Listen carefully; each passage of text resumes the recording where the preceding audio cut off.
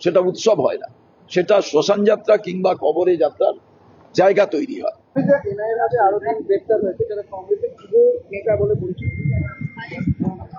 দেখুন, নির্বাচন কমিশনের যে পবিত্রতা ছিল সেই পবিত্রতা নির্বাচন কমিশন নষ্ট করেছে, কিন্তু আইন আইনের পথে চলুক আমরা এটা মনে করি।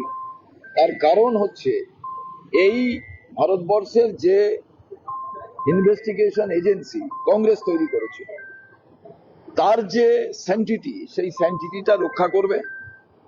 নিশ্চয়ই যদি এজেন্সি মনে করে কাউকে গ্রেপ্তার করবে, কাউকে তার কাছে সেই রকম ইনফরমেশন আছে এবং প্রমাণ জোগাড় করবে, আমরা আইনের এই জায়গায় কোথাও বাধা দিতে চাই না, কিন্তু বুঝতে হবে এর রুটটা কোথায়। এমনি এমনি তো পশ্চিমবাংলা অশান্ত হয়নি, এর পেছনে রাজনৈতিক দলের যে ইঞ্জিনিয়ারিং আছে, আর্কিটেকচারিং আছে, এটা কিন্তু বাংলার মানুষকে বুঝতে হবে। তার কারণ প্রধান নির্বাচন কমিশনার তিনি বলছেন, এবং ভারতবর্ষে অন্য ব্যবস্থায় নির্বাচন প্রক্রিয়া এটাই কিন্তু প্রধান উৎসব, আর সেই উৎসবে যদি জেনুইন ভোটার অংশগ্রহণ করতে না পারে তাহলে সেটা কি উৎসব হয়? সেটা উৎসব হয় না, সেটা শ্মশান যাত্রা কিংবা কবরে যাত্রার জায়গা তৈরি হয়। আমার প্রশ্ন, যে নির্বাচন হবে সেখানে যারা অবাঞ্ছিত ভোটার, যাদের পাঁচ জায়গায় নাম আছে, এগুলো নিশ্চয়ই বাদ যাওয়া দরকার, অন্য দেশের ভোটার।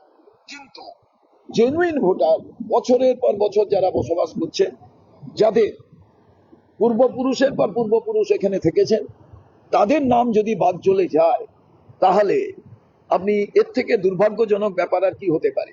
এবার এর পেছনে কোন ইন্ধন আছে, কেমন ভাবে পশ্চিমবাংলাকে অশান্ত করার পরিবেশ আছে, এটা বাংলার মানুষ জানতে পারছে। এর মূল কারণ হচ্ছে বাংলার মানুষ উন্নয়ন চায়, আর সেই উন্নয়নটা যখন রাজ্য সরকার, কেন্দ্র সরকার তারা দিতে পারছেন না, তারা আলাদা ন্যারেটিভ তৈরি করছেন।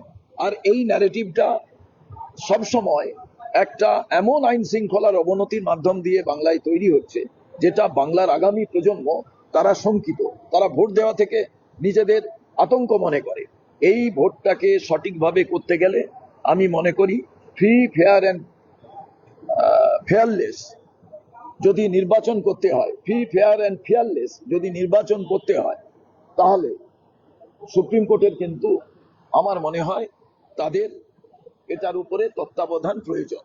কারণ আমার কাছে এই নির্বাচন কমিশনের নিরপেক্ষতা নিয়ে প্রচুর প্রশ্ন যবে থেকে এসআইআর শুরু হয়েছে।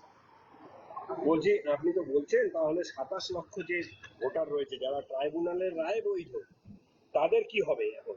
আপনাকে আজ বলি, লোটা কম্বল নিয়ে যারা গ্রামে বাস করেন তারা ট্রাইব্যুনালে এসে লয়ার ধরে, এটা কোনো সম্ভব? নিজের জমি জায়গা চলে গেলে সেটাই তারা উদ্ধার করতে পারেন না। তো এটা একটা ভয়ঙ্কর পশ্চিমবাংলার নির্বাচন, আমি বুঝতে পারছি না আজ পর্যন্ত এই রকম নির্বাচনের সামনে পশ্চিমবাংলার মানুষ হয়। এর মূল কারণ হচ্ছে রুটি রুজি এবং থাকার জায়গা, এগুলোর থেকে দৃষ্টি ঘোরাবার একটা সুকৌশল ব্যাপার, এবং মুসলমান হিন্দু আপনি ভাবতে পারেন। This channel does not promote any violent, harmful, or illegal activities. All content provided by this channel is meant for an educational purpose only. All words spoken in this video are the responsibility of the speaker. The channel has no affiliation with this.